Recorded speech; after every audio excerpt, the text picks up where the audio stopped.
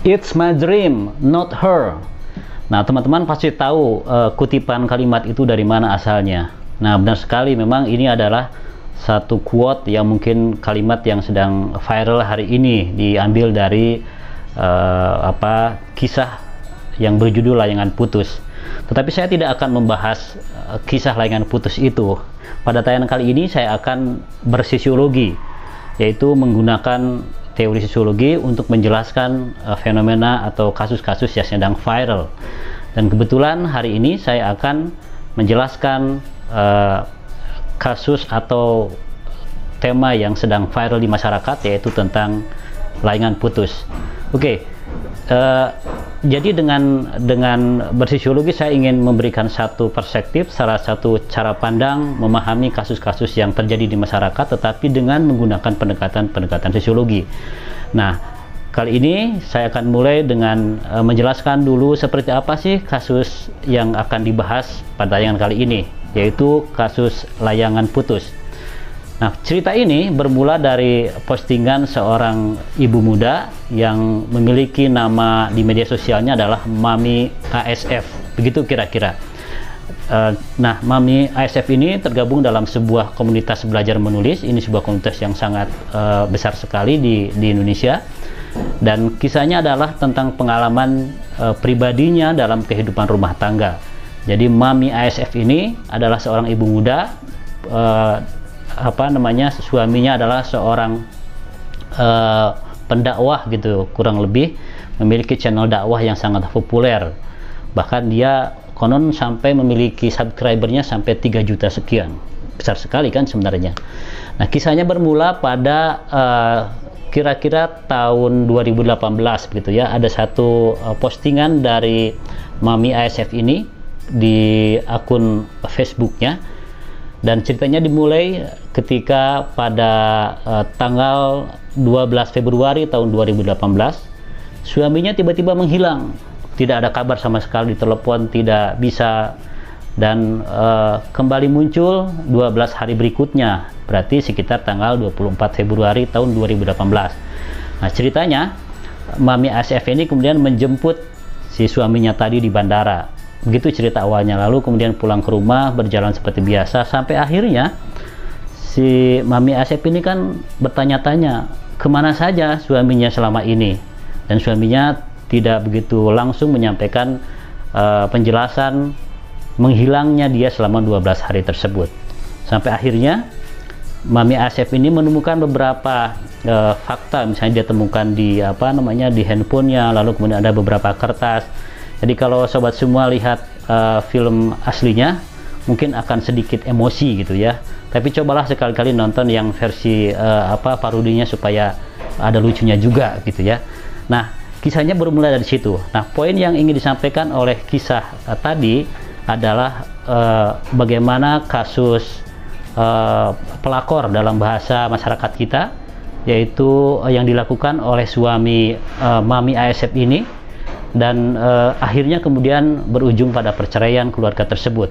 Nah, itu ceritanya. Nah, yang luar biasa adalah kisah ini itu sampai viral ketika dia diposting di media sosial, di FB, kemudian mendapat komentar dari sana sini, dibahas secara serius dan lain-lain. Kemudian juga ketika dia menjadi novel, itu juga lakunya luar biasa. Bahkan akhirnya kemudian ditayangkan menjadi sebuah film serial di salah satu tayangan yang itu juga mendapatkan respon yang sangat luar biasa. Bahkan dalam satu informasi dijelaskan film tersebut sampai ditonton 15 juta dalam satu hari. Luar biasa sekali kan? Nah, ini tentu saja adalah sebuah pertanyaan, apa sih sesungguhnya di balik cerita layangan putus ini. Nah, saya akan bersosiologi untuk menjelaskan bagaimana kasus ini bisa sedemikian viral. Nah, teori yang akan saya gunakan dalam kesempatan kali ini untuk menjelaskan bagaimana kasus layangan putus ini bisa menjadi perhatian publik begitu besar. Ada satu teori yang akan saya pinjam, yang akan saya gunakan untuk menjelaskan kasus layangan putus ini. Teori tersebut adalah dari Ray Gmill, yang dikenal dengan imajinasi sosiologis atau sociological imagination. Nah, apa istimewanya teori ini? Jadi teori ini memberikan satu cara pandang bahwa untuk melihat satu kasus kita tidak hanya melihat pada kasus itu tersendiri, tetapi harus dikoneksikan, harus disambungkan dengan skala yang lebih besar. Nah, dengan teori ini nanti akan memberikan satu pandangan bahwa apa yang terjadi dalam kehidupan sehari-hari sebenarnya tidak seperti apa adanya. Jadi kalau kita menyaksikan, mendengarkan, kemudian perhatikan bagaimana respon publik, bagaimana masyarakat, terutama warga netizen gitu ya, melihat kasus tersebut, itu menganggap sebagai sebuah, ya dalam bahasa umum mungkin common sense. Ada orang melakukan perselingkuhan, ada pelakornya di situ, kemudian orang emak-emak itu sampai demo marah di mana-mana gitu ya. Karena dia melihat kasusnya seperti itu. Jadi dilihat pada kasus yang terjadi pada Mami ASF tadi. Nah, dengan menggunakan perspektif teori imajinasi sosiologis, saya akan menjelaskan bagaimana konteks kasus tersebut menjadi sebuah persoalan yang tidak hanya bersifat personal saja. Itu kelebihan dari perspektif yang ditawarkan dalam tayangan kali ini yang disebut dengan imajinasi sosiologi. Untuk bisa sampai pada penjelasan itu ada dua istilah yang diberikan oleh Mills. Yang pertama ada disebut dengan personal trouble, yang kedua ada public issue. Yang dimaksud dengan personal trouble adalah private matter, sesuatu yang bersifat pribadi, kasus-kasus yang dialami oleh perorangan atau personal experience gitu ya, pengalaman pribadi. Yang kedua ada yang disebut dengan public issue. Nah, public issue ini adalah cakupannya lebih luas. Jadi ini terkait dengan struktur sosial yang lebih luas yang ada di masyarakat, sehingga kasus tersebut adalah terjadi tidak hanya pada kasus personal tadi. Nah, menggunakan kedua pendekatan ini adalah menyambungkan connecting antara personal trouble dengan public issue. Nah, dari sini saya akan meminjam pendekatan teori ini untuk melihat kasus layangan putus ini sampai heboh di mana-mana. Nah, kita mulai dengan personal trouble. Kasus yang dialami oleh Mami ASF ini adalah awalnya merupakan personal trouble, adalah personal experience, private matter yang dialami oleh Mami ASF ini dalam rumah tangganya. Jadi dia bergelut dengan situasinya sendiri, orang lain kemudian yang membaca kisahnya seakan-akan juga, oh itu pengalaman pribadi, pengalaman personal experience saja. Tetapi kemudian ketika kasus tersebut, cerita tersebut dipublish ke media sosial dan mendapat respon yang sangat luar biasa di Facebook, kemudian ketika menjadi novel, sampai kemudian sekarang yang masih ramai dibicarakan adalah menjadi tayangan di layar lebar. Nah, ketika kasus tersebut muncul ke media sosial, sampai ke banyak orang, kemudian mendapatkan respon yang luar biasa sekali, mendapatkan kritik dan lain-lain, sehingga para penghuni negara Bellflower ini menjadi dua kelompok, ada yang pro, ada yang tidak, ada yang rasional, kebanyakannya sih yang emosi gitu ya, terutama emak-emak itu. Nah, sepertinya semuanya kan melihat itu sebagai personal trouble, kasus yang dialami oleh Mami ASF. Nah, kita bisa mengambil sebenarnya menarik bagaimana personal trouble tadi atau private matter atau personal experience tadi dikaitkan dengan public issue.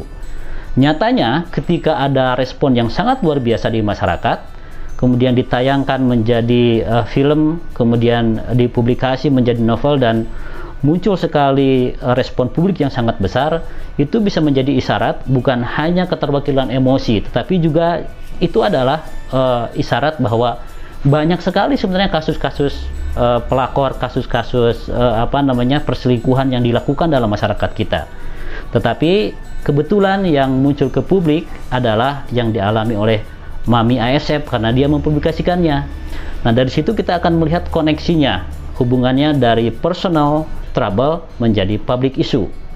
Saya akan menunjukkan bagaimana bahwa ini sebenarnya bukan bukan sebuah personal trouble. Jadi kasus layangan putus ini bukan personal trouble.